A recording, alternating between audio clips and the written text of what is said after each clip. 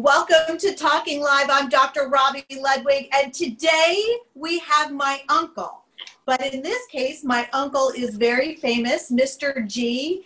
He is a weatherman for over 40 years, and he was once titled New York's favorite weatherman. He's certainly my favorite uncle, and he has a new children's book that's come out that is fantastic. It's right here. It's called The Forecast is Love. He's going to tell us the inspiration, and he's certainly been my inspiration for my TV career when I was younger. It was just so amazing to go to the set with him. I have a picture of going to the set and me pretending to interview my uncle with a comb. So clearly I had a lot more training to do, but fun to kind of look back at the old pics of you and me, right, Uncle Irving?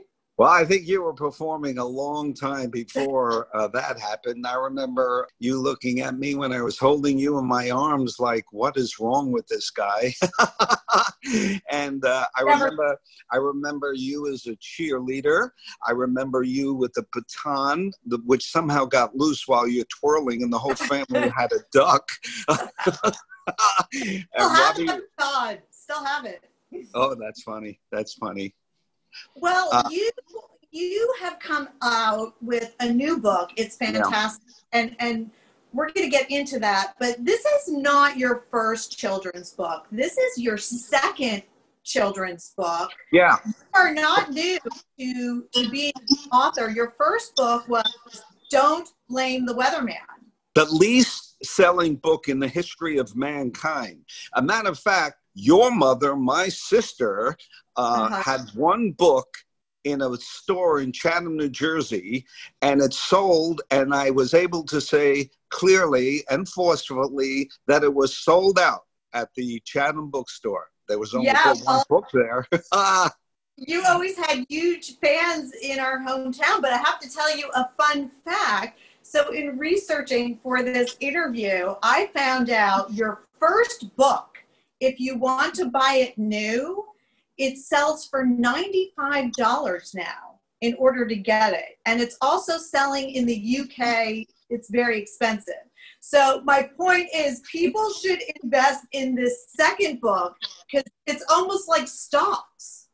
Well, I'll tell you what, if you buy that first book, okay, we'll put it in a vault and let's see what happens when we open it up in 10 years.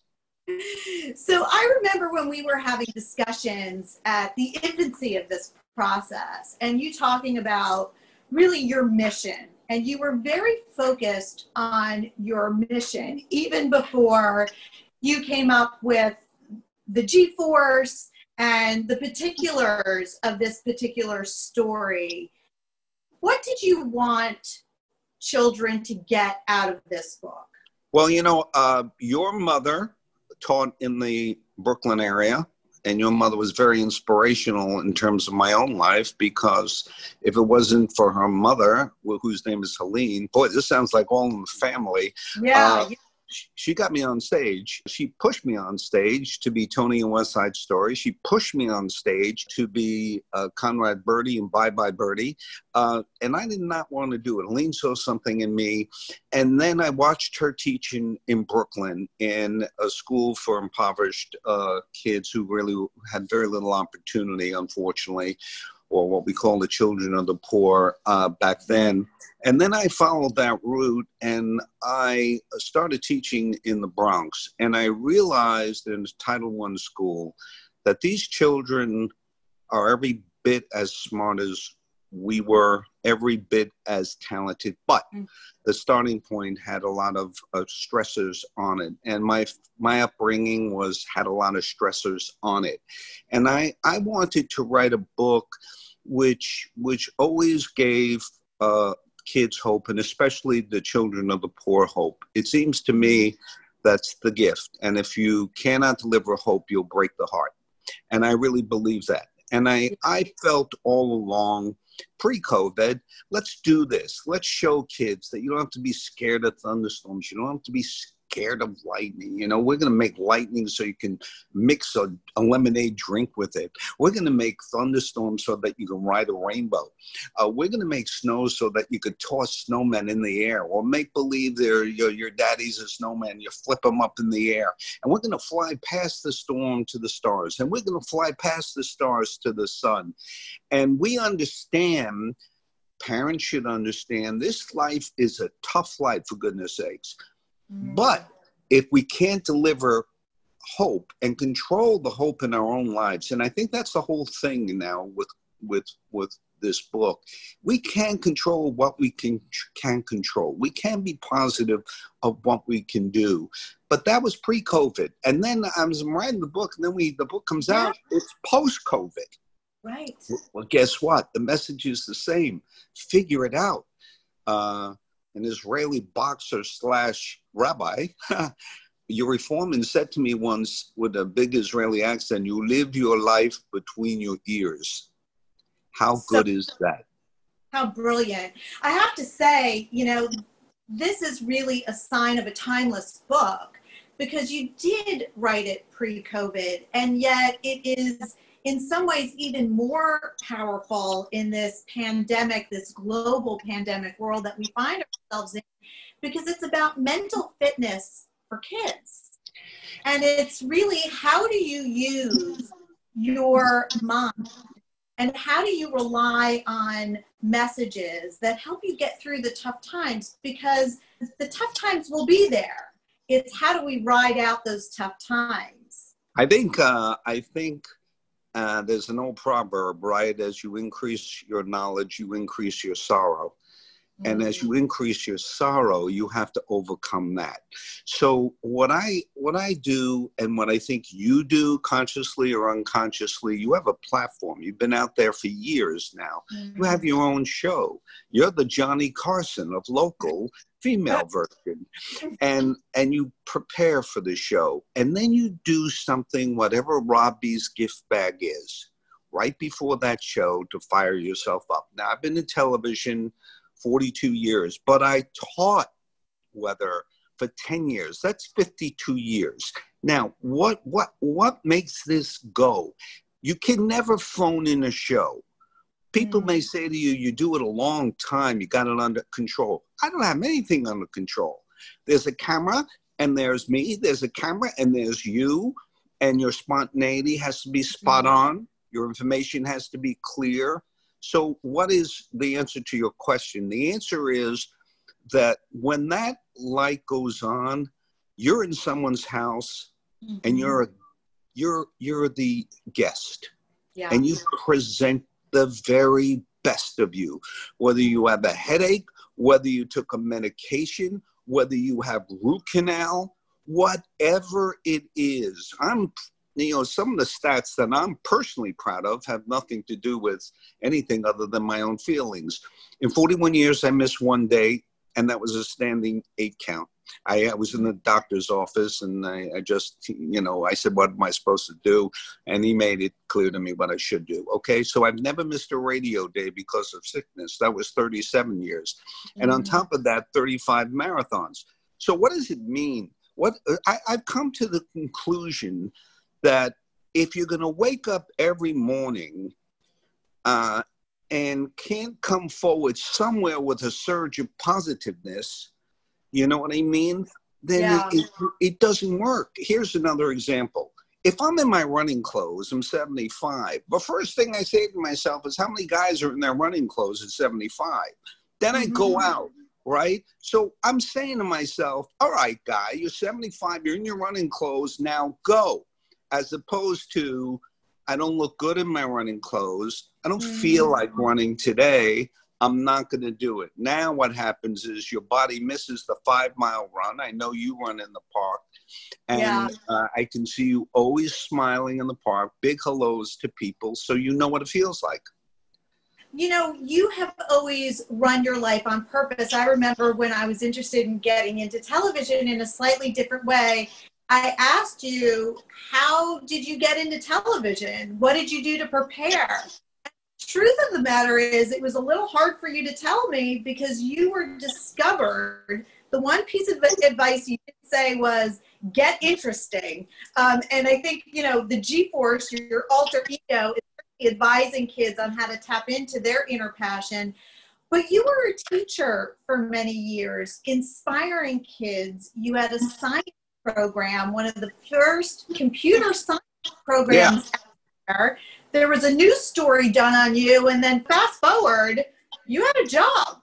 There was a lot of funny things behind that story you're talking about. Number one, I auditioned in Altoona, Pennsylvania, the 150th market, drove up in a snowstorm in a Duster that 179,000 miles in it. I had to feed the carburetor. I don't know what the heck I'm talking. The radiator water every an animal that was dying, which it was the car. I walked into the studio, Altoona. Half of it was a bakery. I'm loaded with snow. The guy says, "Are you ready?" I get in front of a chroma key, which was plexiglass. Had to slide the glass. Every name I couldn't pronounce. And after a 2-minute audition, after 1 minute, he said, "You're done." And I said, "Wait a second. What does that mean?" He said, "Grab a bagel. You're done." So I thought that was very thoughtful. You started out in the #1 market. I mean, that's unheard of. However, Robbie, here's the key. Then I discovered, when I got a call from New York, this is a cuckoo business, because the #1 market is now interested in me, and the 150th market was not. Now, what's cuckoo about the business is somebody saw something that fits New York. Somebody did not see something that fit Altoona. So CBS came up to watch me teach, and they asked one question at the end of my class. They said, "Can you do what you just did in front of a camera?" And I said, yes. And the journey began. I wasn't their cup of tea in the beginning. They wanted to make me network, I think, but I'm so New York. They said, "Let them stay New York, please. That's maybe what we need." Yeah. You have been telling us the weather ever since. One of my friends who watches you religiously. Must be smart. Yeah. No, she loves you, big fan. And she said, you know, your uncle always makes me feel comforted, because people tell the weather in different ways, and it can be scary sometimes, but you tell it in a very entertaining way. In fact, you won an award, which is very exciting. The New York Academy of Public Education, they gave you an award, which we're going to show our audience right now. How did that make you feel? Well, I'm not, I mean, I'm appreciative, right? Very appreciative. But I always like to share it and get it out of my hands as fast as I can. So the Academy is principals, and the recognition comes from a principal who I became very close with. Made me feel good, but, you know, I have to tell you again that if I didn't have the passion for the science and the love of the kids, I couldn't marry these two together. And your mother, my sister, had passion for those children and love of those children. And I remember she was off to Brooklyn, and these were templates for me. You know, I didn't come from kind of, you know, somebody who was preaching to me. I saw Helene in action. So it made me feel good. It made me feel that I've done the right thing in my life. And I figured it out. And that's a heck of a statement for me to make. I never made it before, actually. You come in here and you don't know where you were. You leave this planet, you're not sure where you're going, but figure it out in between. And I figured it out. I love weather. I love the science. I love kids. I love the support of my family. I love my family. I want to keep it as simple as possible. And with COVID and isolation, I keep thinking about things, and I realize I have no control about over so many things, right, Robbie? So all of a sudden I feel good about decisions I've made. Are you doing any like Zoom teachings or readings of your book? I think that would be amazing for the school system right now. Well, the school system, as you know, is a little bit in flux, right? Just going to show illustration. As we talk. Get to the one where the kids have, by the way, GForce is a secretary in the office who used to come by and call me GForce. And I like that. So I picked up on it, and Liz Escarral was the person. So we had a little fun with that. And the drawings. Like Superman. Whoops. Yeah. And we're flying, and the kids keep going higher and higher, and their emotions go from scared to fear. And now I'm thinking about maybe we can write a little song to marry it to the book. You know what I mean? Yeah. That would match up with it. So Robbie's very good at promoting my book. She's better than I am. Well, I really believe in it, and I love the message. It's timeless, and it's really true. If you go above the clouds, that's where you see the sun. And, you know, it's really just a metaphor for life that, you know, weather storms will come and pass, and we have to keep focused on what we want, on the passion, and good people who can guide us to get there. And so in this book, it's the GForce, and hopefully anyone who reads it can find either you as a beacon of hope or someone in their family to help them focus on all the good things they can create in their lives, regardless of what's going on. Such a good message, especially during the pandemic. You know, I don't know how much this costs. I'm assuming it's less than $95, like your first book. It's $12.99. $12.99. What age group would you say? I would say it's probably between four to 8, 9 years old for a reason. I believe those are critical ages, and obviously that's your wheelbarrow. Those young ages, the kids are so formed, so ready to learn. The messaging, I would always hope that the book can be really read to young children by men, because kindergarten children are very exposed to terrific kindergarten teachers who many of them are female. So maybe exposure to men reading these kind of stories would be helpful. And then the other final thing that I want to tell you is I understand, for example, the tremendous amount of time you've put into this business. And it has been many years now. How many years are you in the business? You know, over 20 years from when I first started. So when you were 3 years old. Right, exactly. When I was just, you know, a mere 10 years old. But the important thing that you have done here is you have every single time the light goes on, you bring joy, you bring positiveness, and you pound it in. And that's why you've been on network shows, and that's why you've been seen around the world on CNN. That messaging comes from your heart to your mind, but the consistency of the messaging really impresses me. Well, you know, I think I've always wanted to give to the audience so they walk away saying, oh, I understand something a little bit better now, and that they have something to share in their lives. And I think as long as you come from a mindset of sharing value, then, you know, people will always appreciate that message.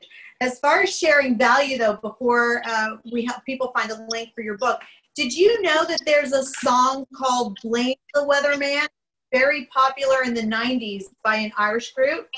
No. Yes. I'm going to share that with you. It's called Blame the Weatherman. And I just play it at our next family event. Good. Make sure that I'm in Vermont or something like that. Okay.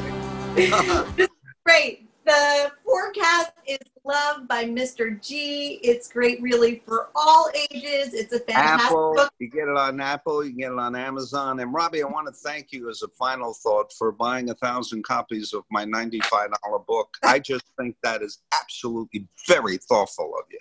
And it's very expensive in the UK as well. I think it's the Queen's favorite book. Okay. All right. Well, listen, we're going to have a link so you can find out more about how to get this great book and make it yours. And Uncle Irving, Mr. G, thank you for joining me, and we will see each other soon. Love you. Bye-bye.